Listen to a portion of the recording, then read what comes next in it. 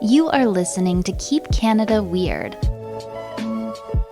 Handsome Air and Airport, we are back for our 182nd episode of Keep Canada Weird, a weekly series in which we recap, discuss, break down, roll our eyes at all the unique and offbeat news stories that played out across Canada over the past week. But before we get to that important work, how are you, my friend? I'm doing very well. I'm near you today. Yeah, your background looks very different. It looks much more modern than the backwoods Cape Breton background you usually have. Which amazing city are you in? I'm in the beautiful city of Halifax here in Nova Scotia. I am up for work-related matters, so I'm here for a few evenings, and hopefully you and I can meet in person and get a coffee and hang out for a brief moment. But that would be nice. We could have a special drink. Yeah, we could have a special drink together, yeah. We could do one together, but since we can't do one together tonight, we're here remotely recording Keep Canada Weird. We can have a virtual special drink, and I know you're not going to be happy about this one. I'm drinking a tea from Tim Hortons, but not because I support this horrible franchise that's currently in shambles, but because they have a cool promotion right now that I actually enjoy. They have a line of vintage cups. They brought back 4 paper cups from the company's history, one from the 60s, I believe, 60s, 70s, one from the 80s, and 2 from the 2000s. Yeah, that's a huge joke, the whole thing. It's a diversion. It's a diversion, and it's them saying, like, remember when we used to be good? Don't you want to go back to the days when we used to have a good product, when we were a decent coffee shop, and when we were Canadian? Remember that? Remember when we were Canadian? And that's all they're doing is just using these cups as a way to completely gaslight, you know, the coffee buying audience here in Canada. It's a joke. I know. I think you should dump that out right now. Throw it in the garbage. I'm insulted that you brought it on this show. And that is not a special drink. It is not a special drink. If you hold the cup the right way and kind of squint your eyes the right way and really chug it fast, you almost can't tell it's the year 2025 and everything's gone to hell.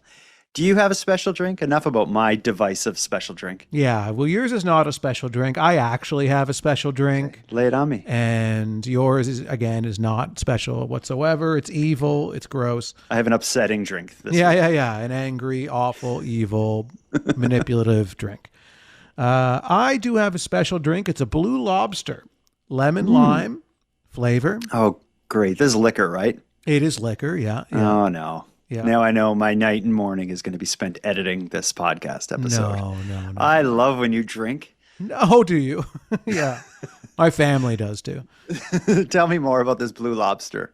Well, this is a Blue Lobster. It's like a vodka soda kind of drink. You know, no calories. It's 0 sugar.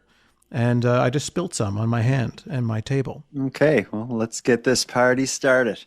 Speaking of parties getting started, let's hear about a party that came to a crashing halt and as a result is delaying Keep Canada Weird swag packs to Keep Canada Weird correspondents all over the world. As you know, when listeners send in a voicemail to the show, they become a correspondent, and in return for that, they get a Keep Canada Weird / the Canadian Gothic swag pack mailed to them.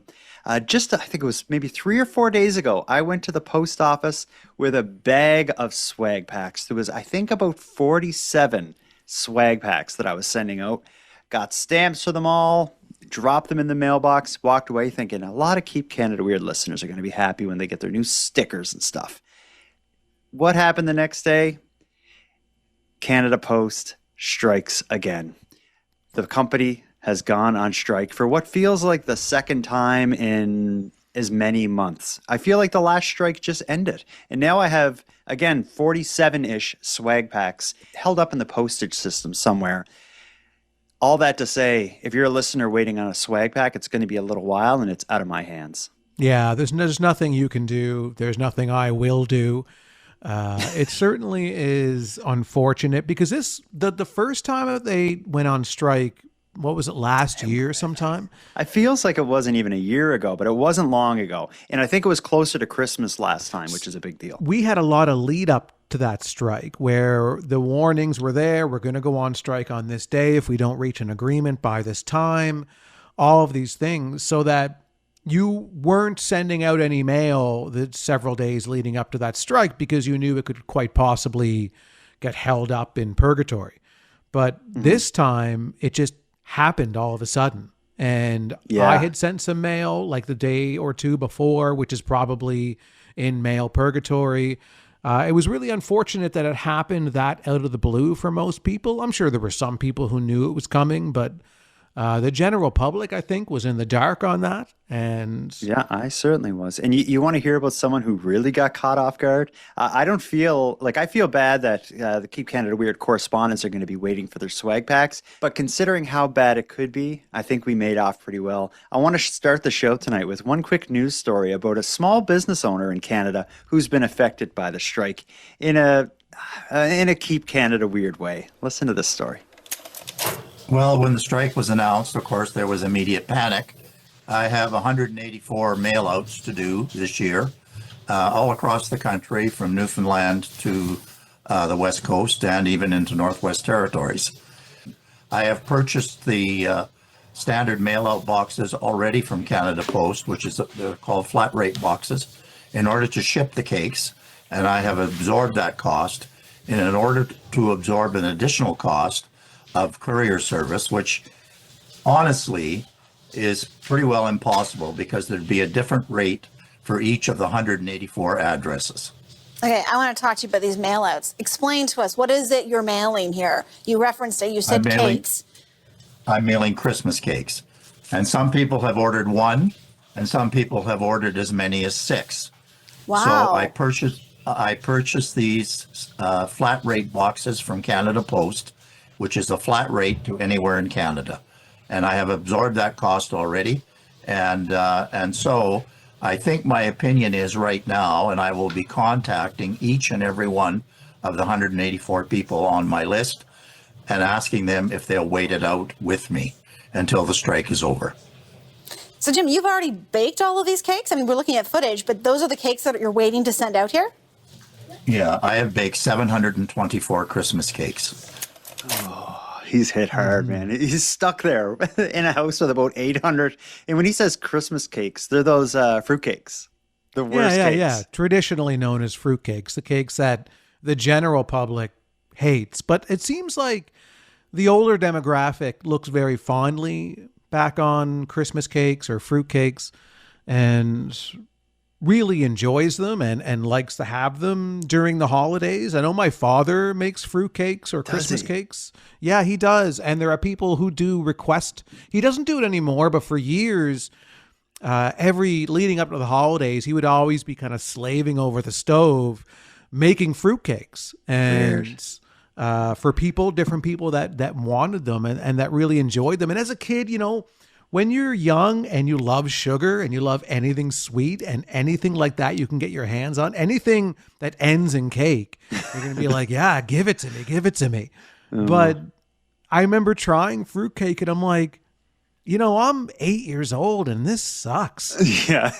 I have a bunch of stickers in the mail. That's nothing compared to the sweet old man with 800 fruitcakes that has to now figure out how to get them to his clients that have between 1 and 6 cakes per person. Yeah, well, I mean, there's a lot of other uses for fruitcakes.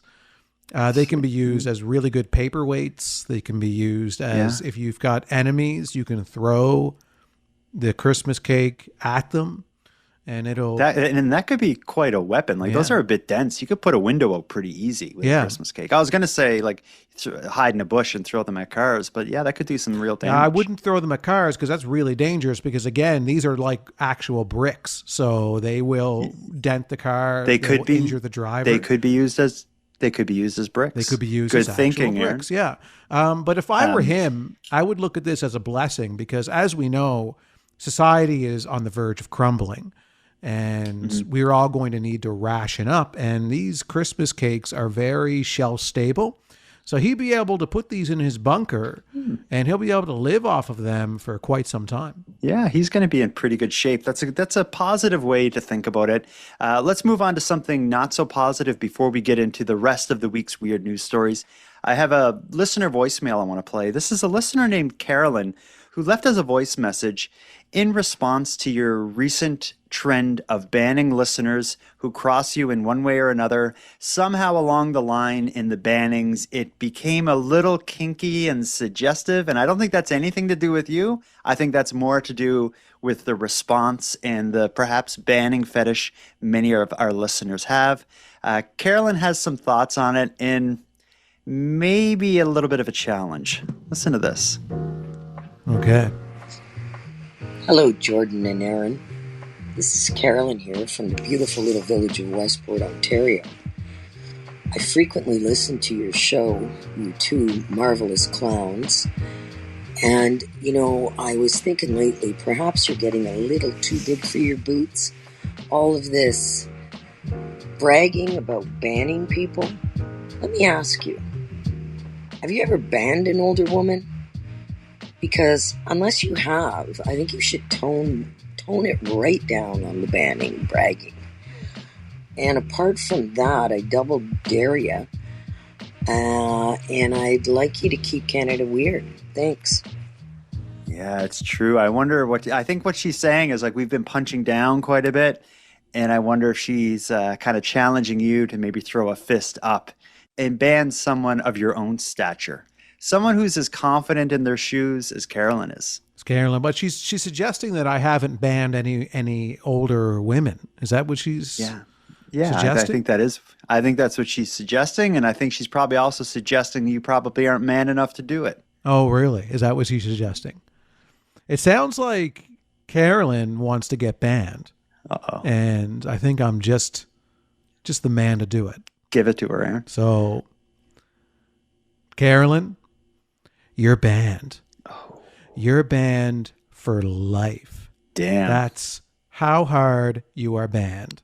Wow. So you can't leave a voicemail for the rest of your life, and you can't come within 1,000 feet of Jordan and I, and you can't think about Penny, Jordan's dog, and you can't think about my cat, Ken Tiggs, and don't go near our socials or Facebook, and certainly don't go near Aaron Airport's TikTok, where you can walk with him and listen to music. Yeah, absolutely. Well said and well deserved. Let's take a quick break, and when we get back, we have one of Canada's strangest crime stories. A crime story that revolves all around apples and U-Picks. After this break. This is one of my favorite kinds of stories, Aaron. This is one of those two-part stories, a story where we get the update in real time, almost like back in Unsolved Mysteries days. You'd watch the TV show Unsolved Mysteries. They would explain to you the story, and then it would cut to the Unsolved Mysteries call center that was in the background, and then they'd have breaking news, and they solve the story right there. This is going to be kind of like that, but more so the instant karma version. A Waterloo region orchard has gone public after the theft of apples from their U-Pick area has gotten so bad that they've had to overhaul their rules and tighten security just to stay afloat. Let's listen in on some of the U-Pick apple chaos that's happening in Ontario right now. And just pull. Oh, look at that. It's a popular autumn pastime. We've welcomed a lot more people onto our farm than in past years. We've had 4,000 people come by this last weekend. Shoe Orchards in West Montrose has welcomed people to pick their own apples for 3 years. But lately, they've noticed a troubling trend. Myself, I've caught about 250 pounds of stolen goods on 3 occasions of around 80 pounds each. We are erring on the side of conservatism. My staff let me know that they saw a customer group putting apples in the stroller, a blanket concealed about 40 Honeycrisp apples. So they've brought in new rules. More staff during busy times, caution tape at the end of rows by the main road, and a ban on strollers. And anyone picking apples will have to use a bag provided by the farm. It takes a lot of labor, a lot of input costs. And that's what's the most disappointing for us, is that, we've seen these apples grow from a bud to an apple throughout our whole growing season. We're farmers, and so it's disappointing. The farm says the goal is to keep the pick-your-own tradition alive and fair, hoping a little honesty will go a long way. Police are weighing in too. They say stealing produce, whether it be from a roadside stand or a pick your own orchard, it's still theft. They say if there's enough evidence, charges can be laid. That breaks my heart. And that's a bit of like the pulse of the state of the world. Like a U-Pick apple orchard seems like one of the most, if not the most innocent place on earth. Apple orchards that have U-Pick services in children's hospitals are like two safe places in my mind. And to hear that people would go to a U-Pick and like, smuggle apples out of there in baby strollers and stuff. Come on. Like, I get picking up an apple while you're picking and like eating it or something, but to fill a baby stroller with like 40 pounds of apples, that's awful. Yeah, it doesn't surprise me though. And in a way, it's kind of good that they finally have made some of these security changes where they're not going to allow you to bring in certain things that you can hide apples in.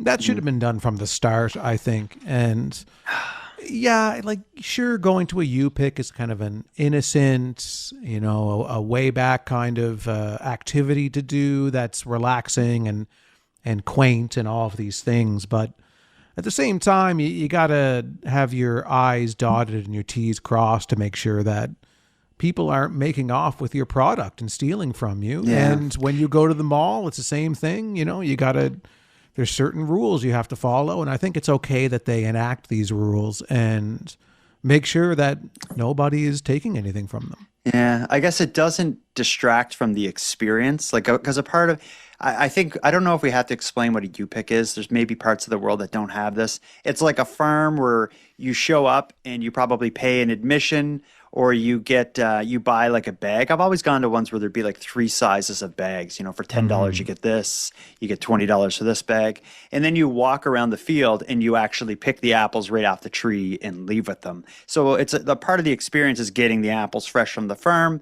but more so it's like bringing your family and your kids and walking around the fields and grabbing apples and stuff, which is very cool.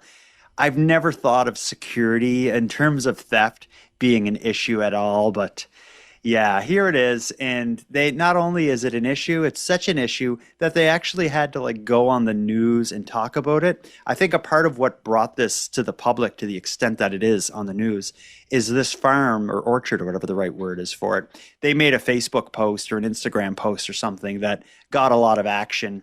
And then the news probably bit on that. It's a little sad. But before we get to the update, let me just ask you, have you ever done this? Have you gone to a U-Pick and do you enjoy it? I haven't been to an apple U-Pick, but I have been to like a strawberry U-Pick. Okay. And I've been to blueberry as well. Yeah, and blueberry. I've done the berry picks, but I got to be honest, I would rather just go to the grocery store and just buy a bag of apples. But I'm not a baker, so I can see why somebody would want to physically go and pick out the product, the freshest possible, and I get that. But I found the strawberry U-Pick quite a lot of work, and my back was kind of sore afterwards, and I did nothing with the strawberries but freeze them and then give them to somebody. Okay. Yeah, strawberry be a different story. An apple U-Pick's a lot easier because the apples are at like eye level, so you're not bending over, and it's not like with strawberries you got to pick 60 of them or something. With apples, really, you're just grabbing like maybe 25 big fat apples, Honeycrisp apples, which are amazing. I love doing it. I think it's great. But let's get to the update. Here's what's interesting. That news clip we just heard, that was aired on September 23rd. It only took 6 days. This next article was published on September 29th. If you have it in front of you there, maybe you can summon the newsboy. Extra, extra, read all about it. Waterloo Region Police have laid charges in the now notorious apple theft saga at Shoe Orchards. He's not great at pronouncing certain words, so we're going to leave it at that. Okay. A 39-year-old woman from Guelph has been charged with theft after the orchard's owner caught her moving apples out of a farm-issued bag and into her trunk. Police say she paid for some apples but tried to sneak off with nearly 40 pounds more.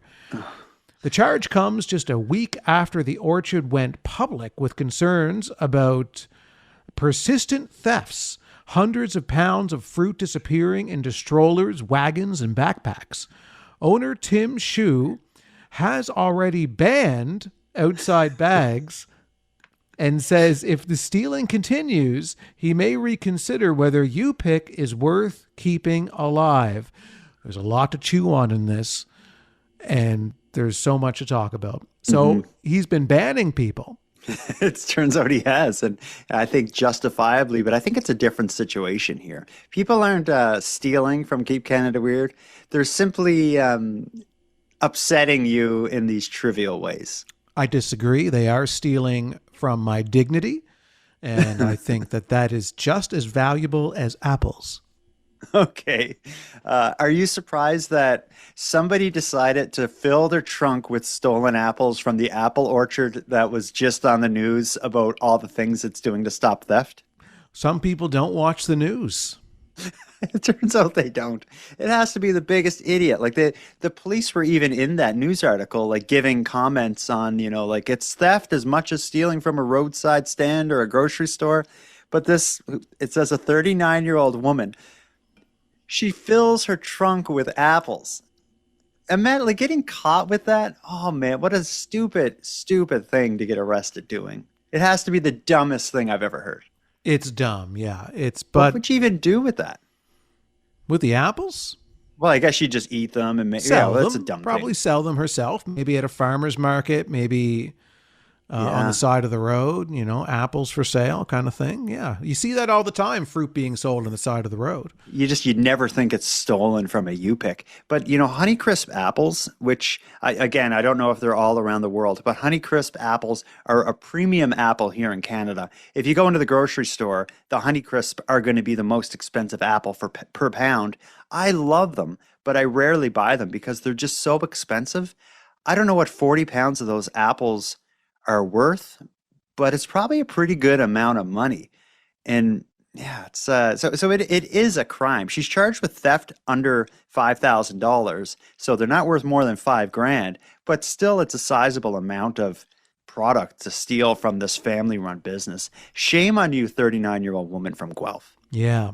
Are they going to throw the book at her, do you think? Will this be treated, just because it is a little absurd, will it be treated differently than if she stole bags of apples from the grocery store? Yeah, it should be treated the same. If it's stealing, I mean, the amount will be the same dollar-wise. Like are you suggesting that they should give her a harsher punishment because of the trend to set an example here? No, I think they should treat it exactly as if she stole something from the grocery store, something from the mall. It's not like, the people I feel bad for are people who are like stealing to feed their kids or something like that. They're on the streets or a step away from it. That's a little bit different. But 40 pounds of apples from a U-Pick, you got a vehicle and you're filling the trunk. That's nasty. I'd say throw the book at her and set an example. And when if she is convicted, everyone in the court should laugh at the end. But let's move away from apples to something completely different. Let's catch up on a past story. We have a listener named Wayne. He wants to weigh in on something we talked about, I believe in episode 181. We heard about the stretch of road near downtown Toronto where there's no parking and someone seems to really want that enforced to the point that they've been, what we thought and what the news seemed to think was driving around and shooting BBs or pellets or some kind of thing into the windows. The idle car shooter, I think, is what we were referring to it as. Our listener, our correspondent Wayne, has an alternate theory that really changed my perception on what's happening in that story. Listen to this. Hey fellas, it's Wayne here, your correspondent in Thailand, formerly Borneo and Cape Breton. Anyhow, just a theory on your shooter in so-called shooter in Toronto with regards to the parking. That to me sounds like a slingshot, which would be very, very hard to find. If it's a pellet gun, the projectile wouldn't be that big, but it's perfect for a slingshot. And slingshots you buy at places like Canadian Tire can do a lot of damage. Anyway, that's my thoughts. Have a good one, boys. That's a really good point. When we heard that story, I remember them describing the object that was busting the windows of the cars that were idling in that area as almost I think they even said almost little over a centimeter diameter in these metal balls. And I remember thinking like a pellet or a BB from a typical gun, a BB gun or something, it's only this small little thing. But this is a larger piece of metal. And yeah, it would be the perfect size for a slingshot. A slingshot would be a lot easier to conceal than a pellet gun in a car. And it further moves this to possibly being related to like kids and teenagers. I have a feeling if you went knocking on doors in that area, you may find a little punk kid with a slingshot. And maybe it has nothing to do with idling cars. Yeah, maybe it's just Bart Simpson on a skateboard just rolling around the town shooting people with a slingshot. It's interesting. Good idea, Wayne. That left me scratching my head. Let's get to our second break. When we get back, we'll get to what we refer to here on Keep Canada Weird as our WTF segment. This is going to be just some stories that are just off this wall, that are just off the wall, and absolutely keep Canada weird to the core. When we get back, we'll hear about some mysterious blackish red dust that is upsetting people in Ontario. See my hands? That's the dust. Yeah, that's the dust. Yeah, it's really good.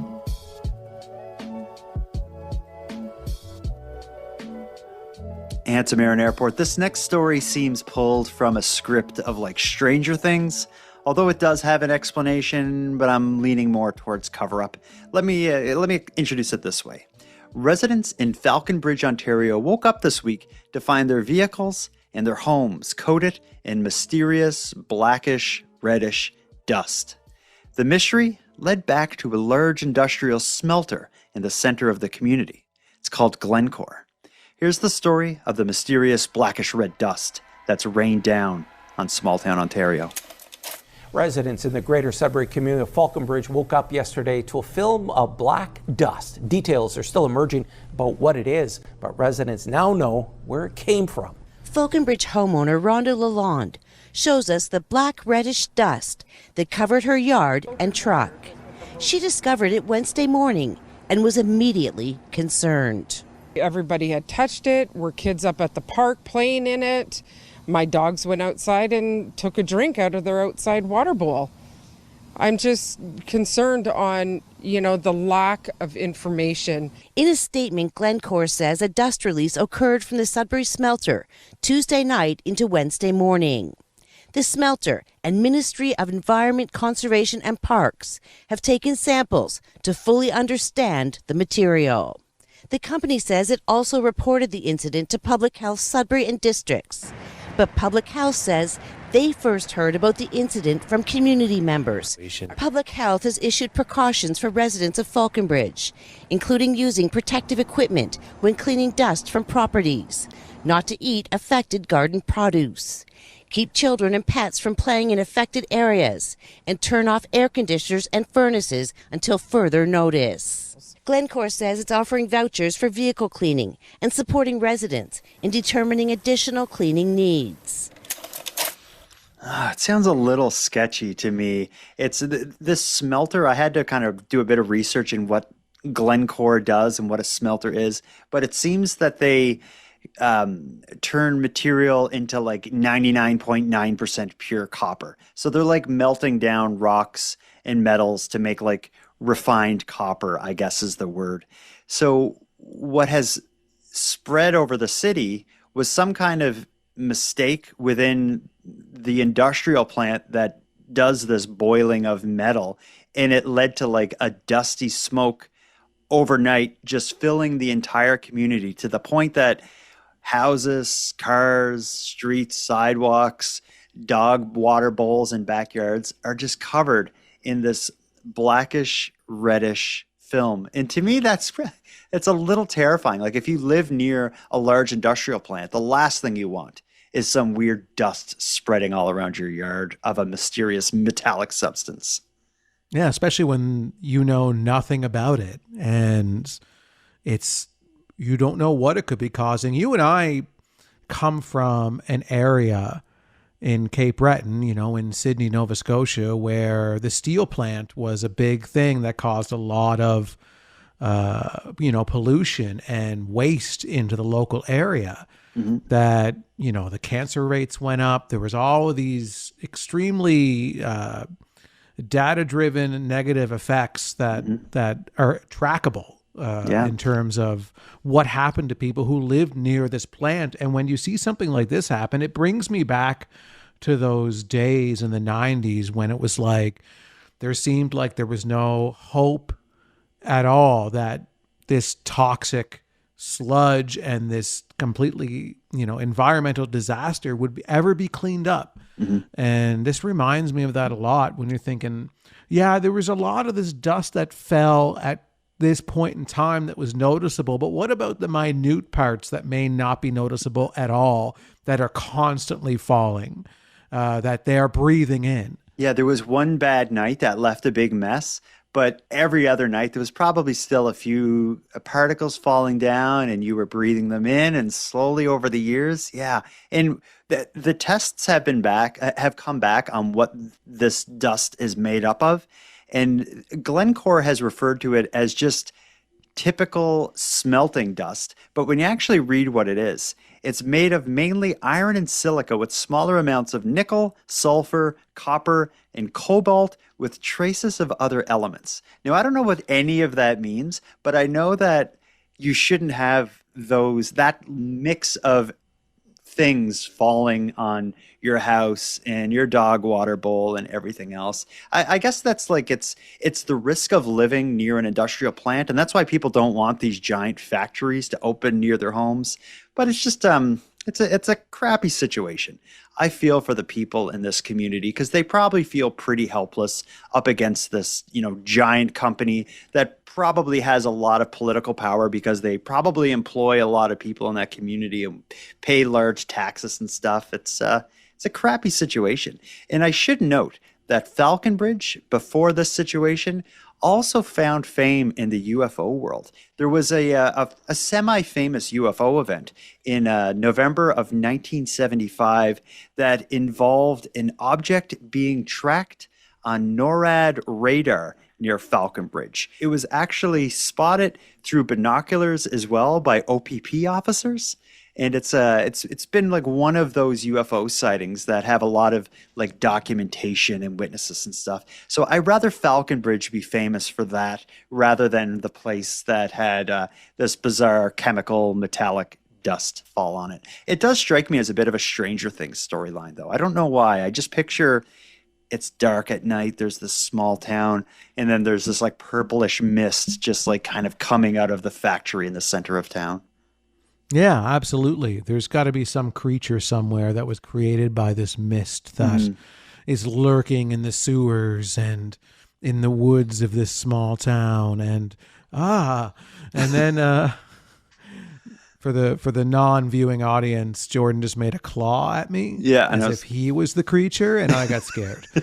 So that's what happened there. Since that story was a little bit of a horror show, we'll lighten things up before we get to our next and final story. We have a listener named Jenny who's calling in, and this is both a callback to a prior story we've covered, as well as it's going to give us an opportunity to plug some bonus content that we just released on the Keep Canada Weird feed and the Canadian Gothic premium feed. Jenny phoned in to tell us about a movie she happened upon that reminded her of our prior special episode called Entirely Tires. We did an episode a while back that was dedicated entirely to people telling us about their tire stories. Listen to what Jenny has to say. Hey, Jordan and Aaron. This is Jenny from London, Ontario. I have recently learned that there is a movie, a horror comedy called Rubber, which is about a murderous tire. And I thought it might be a good opportunity for you guys to do a movie review that ties in both with the Halloween season and Entirely Tires. I haven't seen it myself, so I can't say whether this is a good recommendation, but maybe you want to talk about it and I will learn from you whether or not I should watch it. Thanks. Bye. So I did a bit of reading about this movie Rubber. Here's a bit of the plot summary. Rubber is a 2010 English language, French independent absurdist horror comedy written and directed by Quentin Dupuis. The film is about a tire that comes to life and uses psychokinetic powers to kill people. Wow. Do you want to review that? Yeah. Jenny, you watch it and let us know what you think. Yeah, you review it and then leave another voicemail and with your review, and we'll air that. And then that way Jordan and I can watch a good movie. Yeah, well, and here's my segue. I stumbled upon another movie that we may be interested in. There's a movie from the year 2021. It's called The Stairs. The film centers on a group of friends who encounter a bizarre, unnatural staircase in the middle of the woods that leads to strange occurrences, including time distortions and the disappearances of people. You interested in that one? Kind of. More than the Rubber one, Yeah. that's for sure. I only introduced the movie Stairs so you can tell people what just was dropped on the Keep Canada Weird feed and the bonus and the Canadian Gothic premium feed. Let them know. Yeah. Exactly. Yeah. Because for people who only listen on the Canadian Gothic feed, formerly the nighttime feed, they don't realize maybe that you can subscribe to the Keep Canada Weird feed itself and get some of this bonus content for free. So certainly a motivation to do that, or subscribe to the Canadian Gothic premium feed, which is also a great cause as well. You mentioned bonus content. Is there some new bonus content that we should know about? Yes, Jordan. There is the Specifically Stairs episode that just came out today, and you can hear that episode on the Keep Canada Weird feed or the Canadian Gothic premium feed. And then oftentimes we have mailbag episodes that get released only on the Keep Canada Weird feed and the premium feed for Canadian Gothic. So lots of reasons to subscribe to both. And people will enjoy the Specifically Stairs special. Now, something like that, the reason it doesn't come out on the main Canadian Gothic feed is it's a bit too weird and inside baseball. But it's I actually had to fight myself with not releasing it. And the reason is it's one of like my favorite episodes we've done in a long time. It's yourself, myself, and our good friend Randy, who turns out to have like this deep kind of passion for stairs that neither of us really knew about. And it's about 45 minutes of us talking about stairs and listeners phoning in to tell us their stories related to stairs. And it actually, like, I thought when we were recording it or preparing to record, I'm like, this is going to be the dumbest thing we've ever made. At the end of it, I was like, man, that like went really good. It's one of my favorite Keep Canada Weird episodes. So if you don't listen to the Keep Canada Weird feed or aren't subscribed to the Canadian Gothic's premium feed, go do it, if only to listen to Keep Canada Weird presents Specifically Stairs, because I thought it was awesome. But let's wrap up the episode with this. Let's call back to a story we covered almost 50 episodes ago. In episode 148, we discussed cherry blossoms, the divisive chocolate with the gooey cherry center, having been recently discontinued. Now, these were a candy that people across Canada knew. I wouldn't say they were beloved. They had a cult following, though, kind of like Christmas cakes or fruit cakes do. I wasn't surprised when I heard that they were being pulled off the shelves and were no longer being sold. That was almost a year ago that they stopped selling these things. But cherry blossoms popped up in the news again. Some Canadians have been mourning the loss. Others have been mocking the fact that they even existed and lasted this long. But resellers of cherry blossoms, they've cashed in. Listen to this. A discontinued chocolate is turning out to be too sweet to pass up, with people selling it for big bucks on eBay. Hershey Canada announced early this year that cherry blossom chocolates would no longer be available in the coming months. And that sent fans to stores to stock up on the chocolate cherry mix in its signature yellow box. Now, some people are selling boxes of the sweet treat on eBay, ranging from $8 up to $48,000. It all comes back to me to supply and demand. There's not a lot of people that love cherry blossoms, but if they stop making them and there's only 1,000 of them left on planet Earth, somebody who loves cherry blossoms has enough money to blow that they'll pay good money for them. I think there's one guy that was mentioned that has like a box of them up for sale on eBay for $48,000. I doubt he'll get that, but if he just holds on to them in a year or 2 years, if he has the last box on earth, there's probably some rich person who's like, you know what? I don't care what they cost. I want some cherry blossoms. I'll pay it. Or again, they're probably as equally shelf stable because of the amount of sugar in them as the Christmas cakes were. So in his bunker, he could keep these cherry blossoms and live off of them for, I don't know, a good couple weeks. He'll get out of them before the zombies eat his face. Yeah, cherry blossoms also they're pretty like solid because it's like a big hunk of chocolate with a gooey cherry thing in the center. The gooey cherry thing in the center it's pretty much pure sugar and it's covered in chocolate, so that's going to last a long time. The chocolate chunk that makes up the cherry blossoms also wrapped in foil and within a box. So if you had that in a fridge, I don't see why you couldn't have that last 5 years and it still be good. Like I think if right now, if anyone listening to this has a box of cherry blossoms, I'd say just put them away, and they're already worth their weight in gold, or at least pretty close to it. But if you can hold on to them for 2 or 3 years, yeah, you could cash in on that. I'm not surprised. Like when I heard that cherry blossoms were being discontinued, my first thought was like, oh man, I got to get my hands on some of this. But I didn't. I didn't either. And I did find a stash of them. I remember when me and Randy, our friend, were coming back from Halifax a few months ago. And we found some at the Irving Big Stop that is just before you cross the causeway to Cape Breton. And we had found a bunch of them. And Randy did buy a few of them, but I should have picked up as many as I could. I didn't realize that they would turn into actual currency. I'm not surprised to see that they had value. It's just kind of bizarre because my entire life, we've talked about this before, our entire lives, cherry blossoms were this unwanted, ugly stepchild of the chocolate bar that was just taking up shelf space at gas stations all across Canada. And now here they are on eBay going for top dollar. Actually, I shouldn't say going for top dollar.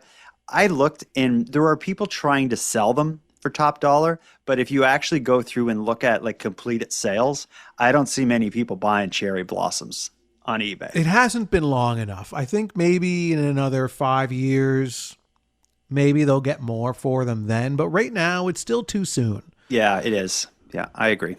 But I think but that's all our stories tonight. We set out to unpack the week's weird news. There was a lot of weird news this week. I think we got through it. We've also got the Specifically Stairs special out. Man, we need a break here. It's been, we've kept Canada weird, Aaron.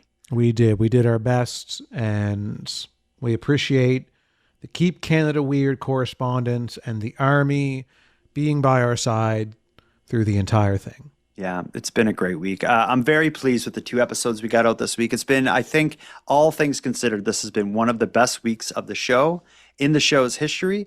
And as evidence of that, if you look at the Apple Podcast charts right now in Canada under comedy, we're like hovering right around the top 100, which is pretty good for, as Carolyn put it, what did she refer to us as? Just 2 clowns?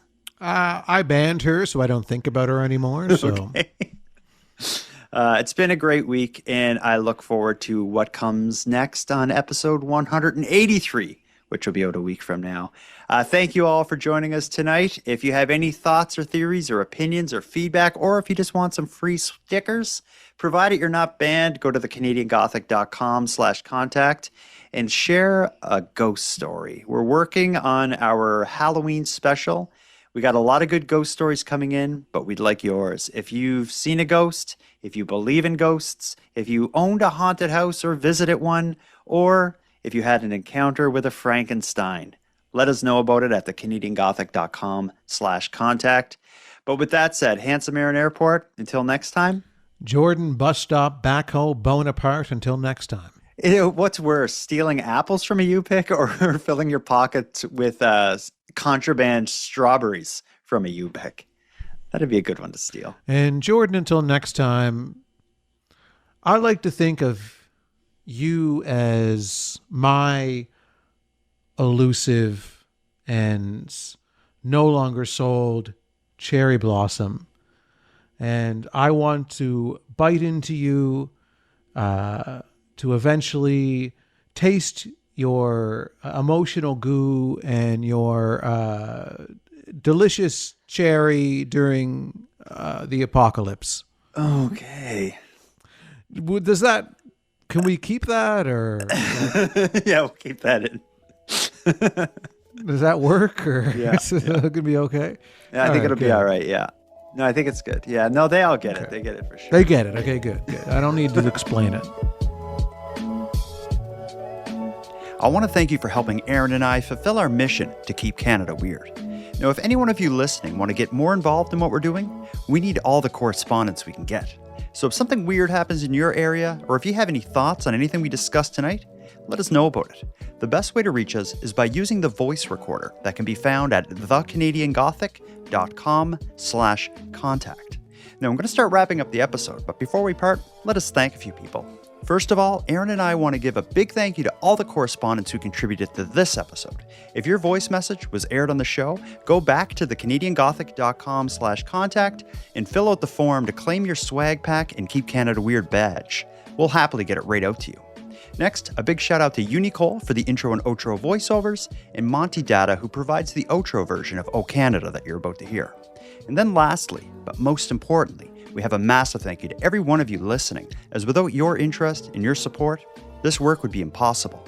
And for any one of you out there who want to support the show financially and get more out of the show at the same time, please consider the premium feed. Our premium feed subscription costs just a couple bucks a month, and that money will fund the creation of new episodes. But the premium feed will also give you those episodes early, give them to you ad-free, and give you access to a full back catalog of Keep Canada Weird episodes and bonuses. You can go premium at thecanadiangothic.com/subscribe. And even if the premium feed isn't for you, you can still support the show by simply sharing episodes on social media. That's free, and it's a big help. So until next time, take care of each other, hug your loved ones tight, and please keep Canada weird. And keep Canada weird. Please keep Canada weird. And now to our viewers and listeners everywhere. Good night.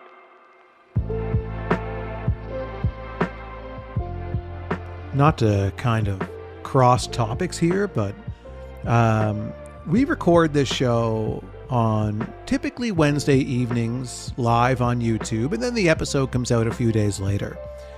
But right now, Jeremy, who has been banned, is in the chat.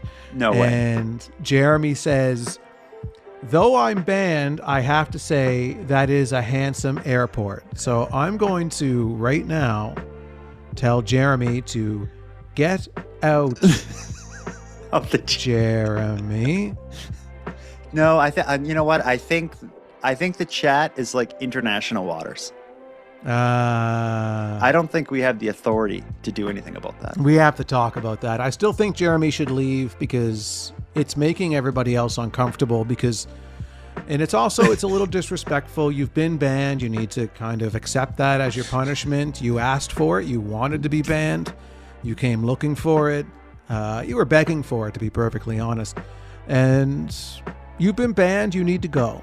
You can still listen at home, but you can't be communicating with us or anything like that.